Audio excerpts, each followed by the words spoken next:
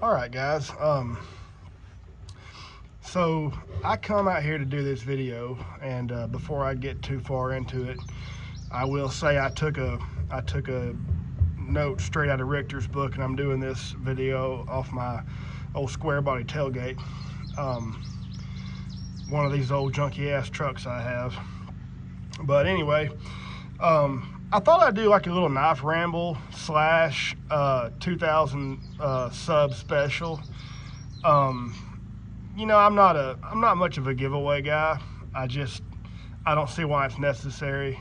I'm not getting paid to do any of this, and that's mostly my fault because when I set up my YouTube channel, it was a long time ago. It was way before I started talking about knives, and I did native fish aquarium videos, and I had some pretty cool ones. If anybody's ever gone deep enough into my catalog of videos, you'll see some of those fish tank videos that I used to enjoy to do. But with that being said, I started my channel a long time ago, and when I started doing knife videos and getting a little more popular, and I got to the milestones of viewers and subs and how many views you have to get and all that stuff to be monetized, when I tried to go and apply for monetization, my silly butt couldn't remember the Google password, and then if I couldn't remember the Google, it was some other password, and then I'd try to give it an email address to send the new password information to, and it would tell me that the email wasn't valid, and it just seemed like I just chased my tail. And I've talked to some guys, and it's not enough money for me to really sweat getting monetized. Plus there's tax stuff you have to fool with and everything. So I just kind of decided I wasn't trying to make money with this. It was just strictly a hobby, and I get on here when I can, and I make a video because I enjoy to. So, but anyway, I did recently hit 2,000 subscribers. At the time I'm recording this, I'm actually at 2,076. I thought I would go over some kind of like highest viewed videos. I even have a lowest viewed video on here. But yeah, let's see. So my number 3 most viewed video was one where I took a case carbon steel, a new generation carbon steel knife to work, and we use this gun, for lack of a better word. It's it has a pistol grip, and you analyze steel with it. And I took a carbon steel knife because people were saying, oh, the new carbon steel is just $10.95, or it's just $10.75, or they had all these things they thought it was. So I carried this thing to work, and I told the engineer, I said, hey, when you get time, I want you to analyze this blade steel in this knife and let me know what it says. And so they took this $75,000 piece of equipment, and they scanned and analyzed this blade, and they told me that it closest matches up with 06 tool steel. And I came on there and made a video about that and talked to people about what the conclusions were with that. And they, some of them were like, oh, okay, that makes sense. And then of course you have the keyboard know-it-alls that are like, no, that's not right. And so anyway, videos like that are always kind of a toss-up, because you're always going to have some group of individuals that's going to argue with everything you say. It doesn't matter how great a piece of equipment was that you used to do a test. Somebody's out there is going to say you're wrong, and that's fine, whatever. But that video has to this date, it has 20,000 views, which is pretty decent. My second most viewed video was one titled Most Carried Case Knives, and it was kind of just a ramble video where I showed some case knives that I had been carrying. It was 4 or 5 different knives, and then I threw in some extras just to have something more to talk about. And so that one did pretty good. And then my number 1 viewed video of all time on YouTube was my case trapper and its useless, quote unquote, useless spey blade. That video to this date has 71,000 views. That video to this date still outperforms just about every other video I have. I'm going to talk about these knives in a minute, but I'll just kind of keep them rotating while I talk about some things here so y'all don't get too bored staring at the same knife. 71,000 views on that video. Now, this was at a time where I was trying to, you know, really get a lot of views on videos. I kind of realized that you have to play the algorithm in order to, you know, hit that algorithm just right to where your video is showed to people. The more it's showed to people, the more they watch it, the more it gets shared, and the more the algorithm keeps putting it out there. And so what I have figured out, and somebody's going to tell me I'm wrong or tell me how it actually works, and that's okay if they do. But what I figured out is, you know, the time of day is important. The day of the week can be important. If I can put a random short of a knife out on a Saturday morning, and it will almost always do better than one that I put out on Monday night, for instance. And it can just be by a couple of hours. There's been times where I got to work at 5 o'clock in the morning, and I just thought, I'm gonna take this knife out of my pocket and do a quick short of it real quick before I get started here. And if I upload that at 5 o'clock, it doesn't do as good. If I wait till, you know, 8 or 9 o'clock, it seems like more people see it. So the case knife video is kind of a double-edged sword. I mean, yeah, it got a bunch of views, but it has also been one of the biggest headaches that I've ever had to deal with YouTube, because almost daily, I get this comment: spey blades are great for skinning. Yep, they are. They sure are. And I've got to where I don't even respond, because I put that useless thing in there because it was like some sarcasm, and I just thought that I would get a lot of clicks, and I did. It worked. 71,000 views. It's still working, but nobody watches the whole video. That's the other thing I have figured out. When you go on your YouTube studio and you look at the analytics and you put out a 45-minute video, and you find out that the average view time is like 8 minutes, then you start asking yourself, like, what am I even doing? But at the end of that video, I explained that I was being 100% sarcastic when I said useless. When I first got into collecting case knives and things, I picked up a bunch of trappers.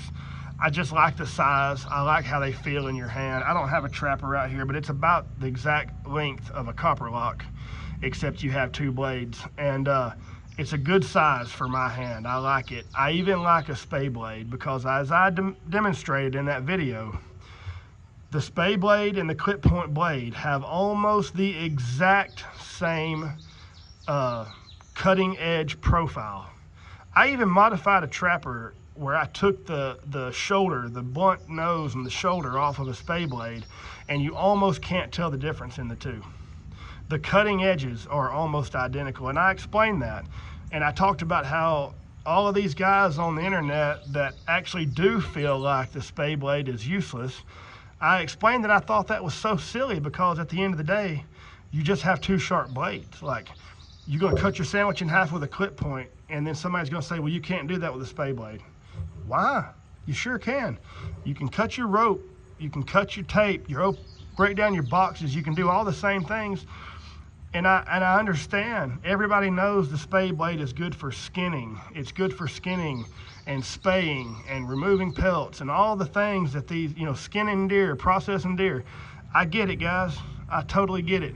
If you had to watch the video, you would understand that that part of the video was directed towards these younger guys. Maybe not just younger guys, but guys that live in the city, guys that don't skin things, guys that don't process deer. They're definitely not trapping, you know what I'm saying? They're definitely not spaying animals. And that was the main thing about that video was people would say, it's 2025, why do we need a knife with a spey blade on it? Well, because it's tradition. These are called traditional knives, traditional slip joints. You take the spey blade off the trapper and it's no longer traditional.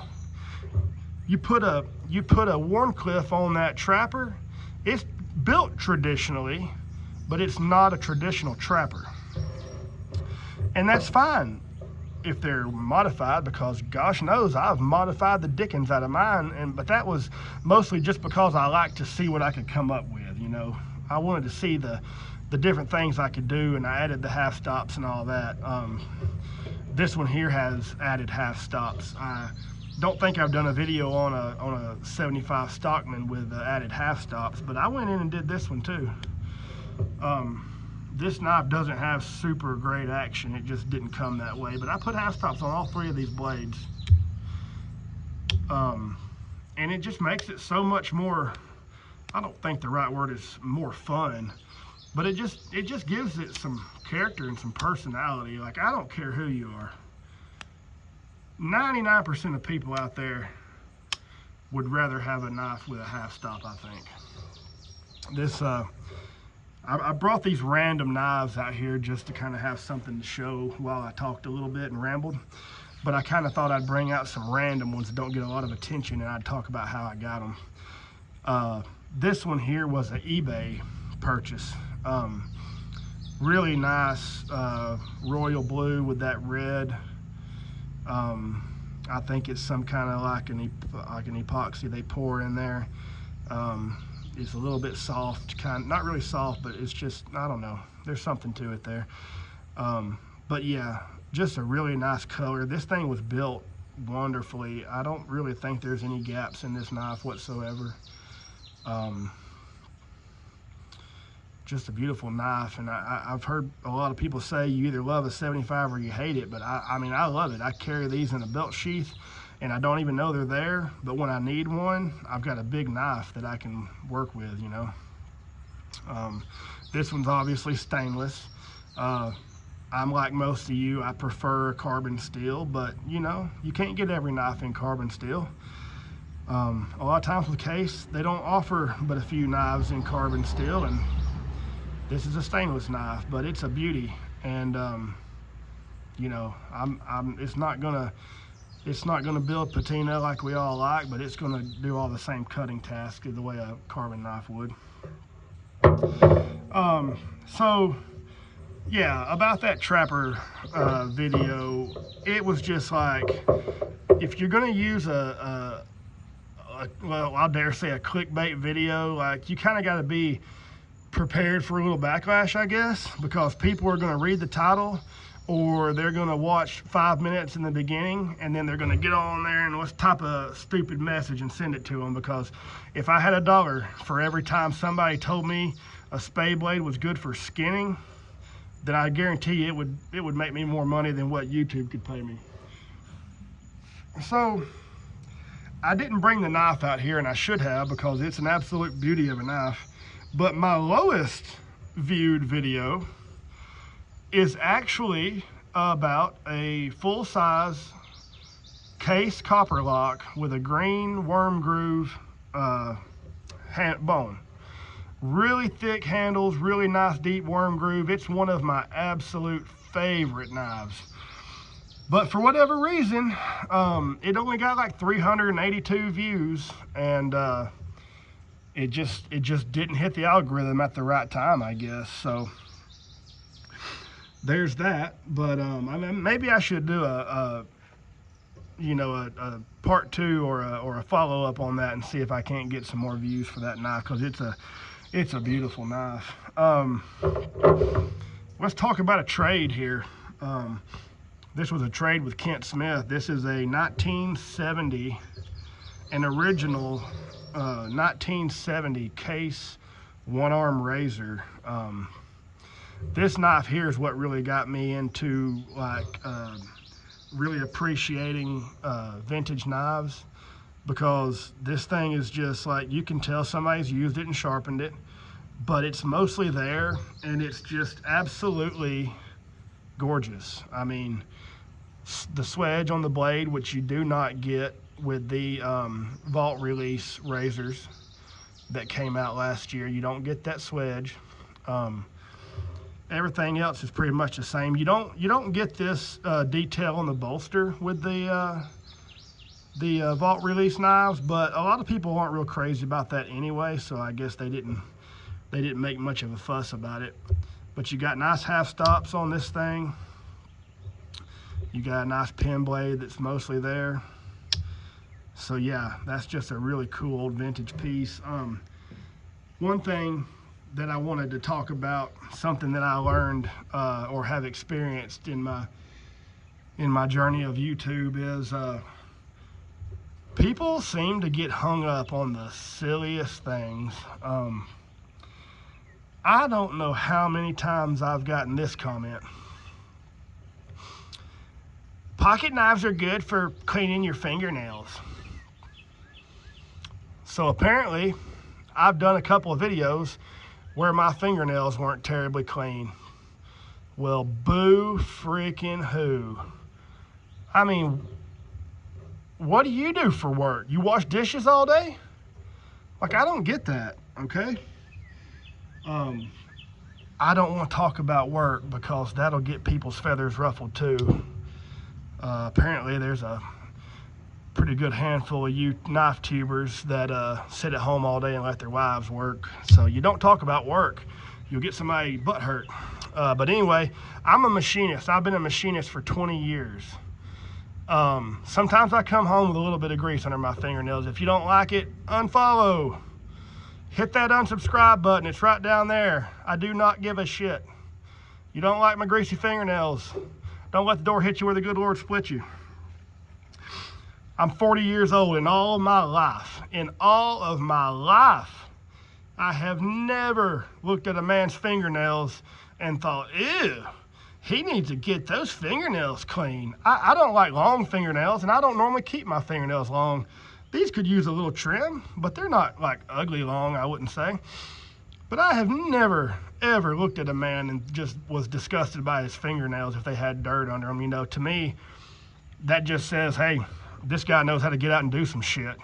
That's the guy you're gonna call when your tire's flat and you don't know what to do about it. So anyway, like I said, if you're that upset about me having some grease under my fingernails, unsubscribe. Do us all a favor, you bunch of dishpan-handed people. Let's talk about this guy for a minute. This is was a gift from Kent Smith. This is a knife you don't see every day. I think I did show this one in a pretty recent video. And when I was just kind of randomly grabbing knives out of the case, this was just one I picked up. But this thing is a 5-1-1-1 and a half. Yep, that's right, 3 ones. 5-1-1-1 and a half. And this one lands between, well, no, I'm telling y'all that wrong. This one doesn't actually give a date, does it? This is a 100-year commemorative knife here. As you can see, the 1889 to 1989. I haven't even looked at this that close, I guess. But yeah, this is basically a cheetah knife minus the swing guard. This is the same pattern as a cheetah, except the cheetah would have that really cool swing guard up here. This one didn't get it, and I don't really know the story behind that. Like I said, this was a gift from Kent Smith. He wanted me to check out a belt sheath that he had designed, and he wanted me to wear it and give him some feedback, and I said, absolutely. I love doing the R&D for guys like that. And when he sent that knife, when he sent that sheath, this knife was inside, and I was just like, oh my gosh, what in the world? So anyway, yeah, pretty cool. It's got the crack right here on the corner. He's got that all stabilized up. It's not going anywhere. And this thing has half stops, and it's just a really cool vintage piece. I guess this is probably an 89 model, since it goes from 1889 to 1989. I'm guessing this is an 89 model. It's kind of that commemorative year. But yeah, you got the long pull. It's kind of it's kind of reminiscent of a copper lock, except obviously it doesn't lock and it doesn't have the copperhead bolster, but you're getting a similar setup with the knife. So yeah, I don't know if I have any other YouTube experiences that I want to share. You know, I have some good experiences. I've met some friends through YouTube and or Instagram that kind of go hand in hand for me. I would be remiss if I didn't mention my buddy Big J. We got to talking one day. His channel was one of the first that I found when I got the bug to start collecting. And I was getting on YouTube and I was searching, you know, case knife reviews or whatever the searches were back in the day. And one of his videos was the first to pop up, and I think I left him a comment and he probably replied, and then we kind of carried on a little conversation, and I don't remember how it went, but then from there I probably commented on a few more videos of his, and then I think I probably made a video of my own, and I probably said, hey, I made my own video, you know, check it out if you want to, if you get a chance. And so this friendship just kind of bloomed. And so yeah, now we kind of talk regularly, and it's probably 40% knives and 60% just regular old daily stuff, because we've just kind of turned into friends like that. Also a huge, you know, Kent Smith has been a great friend of mine. I've got so much of his, you know, leather work. It's absolutely top-notch leather work. And so, you know, I've just made some friends through YouTube. I have uncovered some clowns.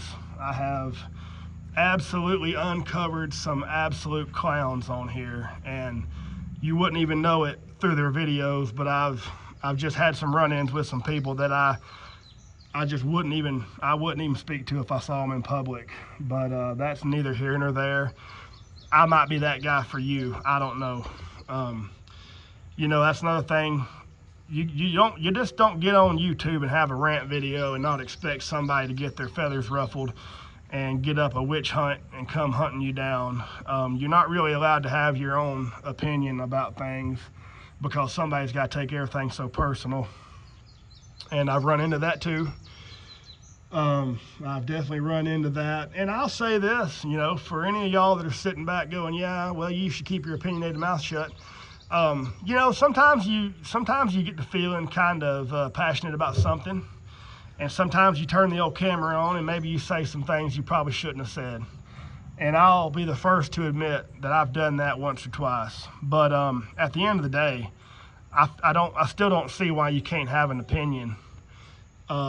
If you don't like the opinion, then take your own advice and just keep on scrolling. That's the thing everybody says, well, if you don't like it, don't watch it. If you don't like it, keep scrolling. Well, if you don't like me, keep scrolling. You know, this video was for the ones that do care, or the ones that do agree. If you don't like it, adios. But anyway, this little guy here, the reason I picked this one out to show y'all is because in one of my videos, and it might have been, I'm pretty sure it was this second most watched video of mine, which these videos are a couple of years old now, but they still get a lot of views. A guy commented, what, no slimline trappers?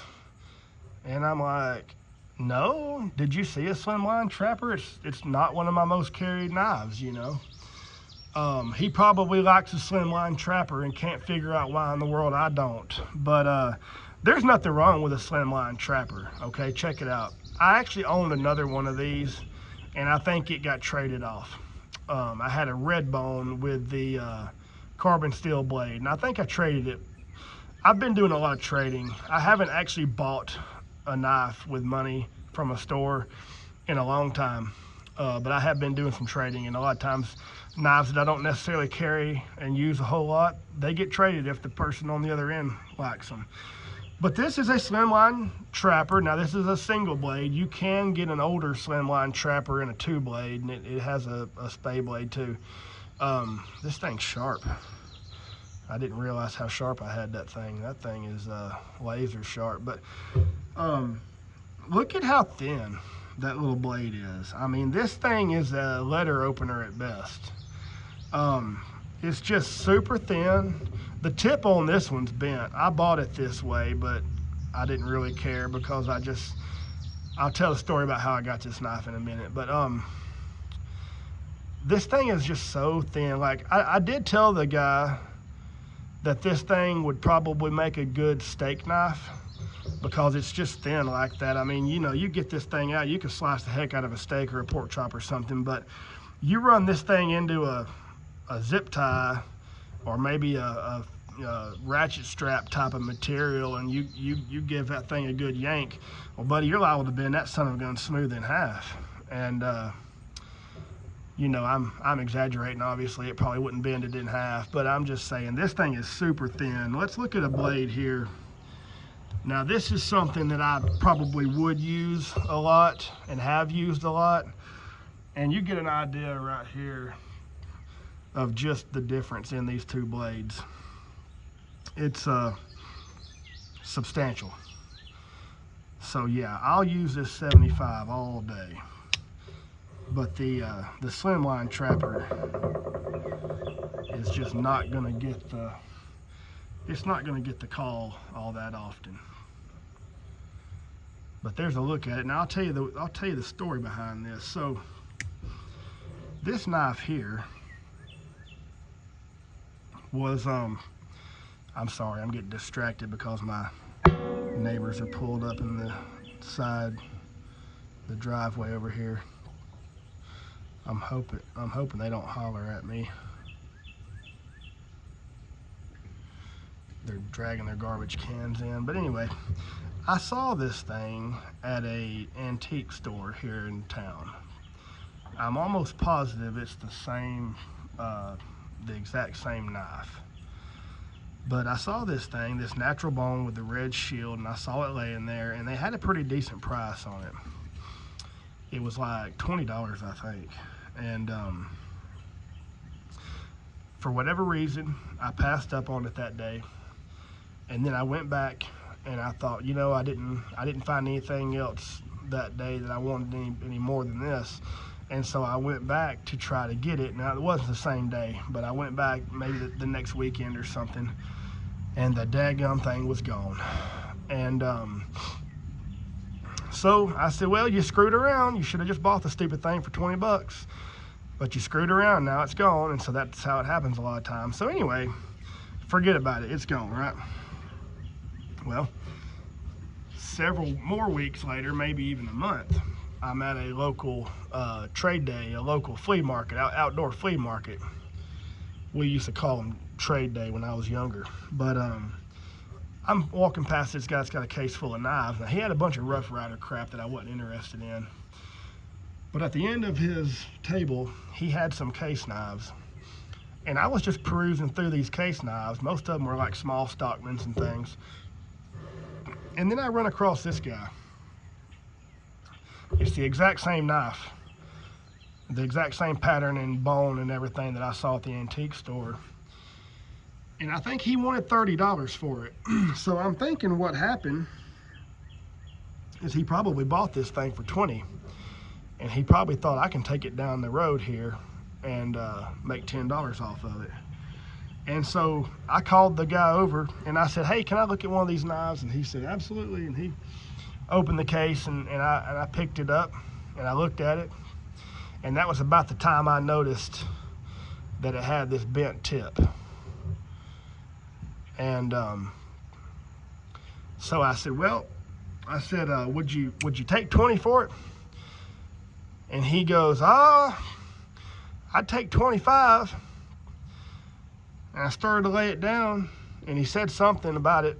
And I said, well, it's got this bent tip right here. I said, I'm not too crazy about. I said, but I'd give you 20 for it. And he picked it up and he looked at it, and I guess it was the first time he had realized it had a bent tip too. And he said, huh, it sure does, don't it? I said, yeah. I said, it probably wouldn't be the end of the world. I said, but I think 20 would be the most I could go. And he said, all right, give me 20. So I got it for 20, which is what I saw. If this isn't the exact same knife, it's one just like it. 20 is the same price that guy had on that one. So I wound up getting the knife for 20 bucks.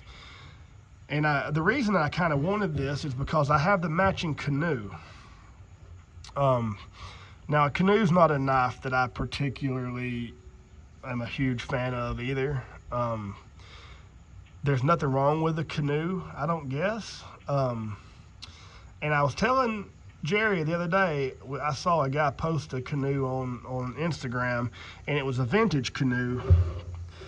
And the vintage canoes, they just look a little more rounded off. Like, they look like they're a little thicker, and this thing just looked like really pocket worn, if you will. And I was telling him, I said, you know, these vintage canoes are head and shoulders better looking than the newer ones are. And you know, he agreed. But yeah, the white natural bone canoe I have that matches this thing is just kind of thin. I mean, it's a 2-blade, but it's just kind of thin, flat, and I don't know. It just doesn't have the feel to it that it just doesn't give you that warm and fuzzy feeling when you pick it up and use it. Let me talk about one more. Okay, I've got a little list over here. I was going to read a few topics off. So I've really kind of realized that shorts are fun to do because you can kind of make them quick, and it seems like most of my shorts, if I upload them in a good time, they usually do over 1,000 views. I would say that a lot of my long form videos have gotten 1,000. I've got some videos that have, like, I think I had a 14,000, a 9,000, a 7,000. I think I had one with 5,500. So I have some long form videos that have done pretty well, but I also have a lot of long form videos that do like 500, 700, 800. I have a lot that never quite cracked that 1,000 view mark, which, like I said, that's not the end of the world. I do this mainly for the few guys that I actually interact with, and I have just like any of the rest of y'all that do videos, I have a core group of guys that always comment, and they always have some supportive thing to say. And then sometimes you get those randos that come along, and sometimes those randos have something nice to say. Sometimes it's just some bullshit, you know. But the shorts always seem to get about 1,000, sometimes 1,500. And my most viewed short was of a yellow carbon steel trapper, a yellow Delrin carbon steel trapper. And I had been out, this has been a few years ago when my grandfather still had cattle. I had been out setting out some hay to feed the cows one winter, and I had just bought that knife, and it had some absolutely glorious patina on it. And I had set this bale of hay out and cut the netting off the hay so the cows could get in there and eat it. And just the light that I had out there that day, that patina on both of those knife blades, it just looked so good. And I laid that knife on top of that hay bale with the blades out, and did a quick little video, a little short of it, and that short has 4.2 thousand views. So it's not quite the 71,000 that the trapper video has, but it did get 4.2, and as I was looking back through them, that seemed to be the highest viewed short. But yeah, on average, shorts do better than long forms. People just don't have any patience, or they don't have any attention span anymore. This video here, I can't tell how long it's going because of the way it's sitting in my little phone holder, but I've probably been rambling on for 30 minutes or better, and most of y'all are probably already gone. So if you're still here, I appreciate you. So I think this is the only one that I haven't gotten to yet. And I actually have a gun-related piece over here I want to show you before I wrap this up. I acquired this knife off eBay back when I was really into copper locks. And now they make a purple copper lock that's fairly new. And it's got that shield on it that looks like coat of arms or a bat. Some people call it a bat. I don't really know what you call it, but it does not have this arrowhead shield here. I'm kind of a fan of the arrowhead shield, and I found this on eBay, and I had seen like 1 or 2 YouTube videos on this particular knife. This is a color called Purple Haze. I think that newer one is a purple barnboard, but this is a Purple Haze, and it has this more standard, like a, I don't know if that's a Russell jig or what it is. It's not corncob, and it's not peach seed. I'm thinking it might be Russell. It's about like this one. Yeah, I think they call that Russell jig. You can correct me if I'm wrong, but it has some good color to it. Like I said, they call this Purple Haze, and I just love that rich purple. I'm not a purple guy, you know, on an everyday basis. Purple's not a color I gravitate to, but I can just appreciate any color if it's a nice dye job like this one here. This one held the record for the most I had spent on a case knife for a long time. I think my Stag Congress might have passed this, but at the time I gave like $90 for this thing on eBay, and even at $90 it was a pretty good deal, because they were the only couple I had ever seen were well over 100, like 120, 125. So I finally found this one for 90, and I was like, oh man, I'm really gonna have to just jump on it. I had a little bit of money on me at the time, and I thought, yeah, if I'm gonna add this to my collection, this is the time. So went ahead and pulled the trigger on this one, but that's a Purple Haze with the Wharncliffe. I'm wanting to say, no, I take that back. I started to say this might have been my first Wharncliffe, but it's not. I actually got the burnt indigo, the blue one. I actually got it before this, and it has a Wharncliffe also. But there's those. Like I said, these knives in particular didn't really have anything to do with this video. I just wanted to bring some random knives out that maybe don't get talked about that much. I've actually kind of been into, I kind of flip-flop between my shotgun hobby and my knife hobby.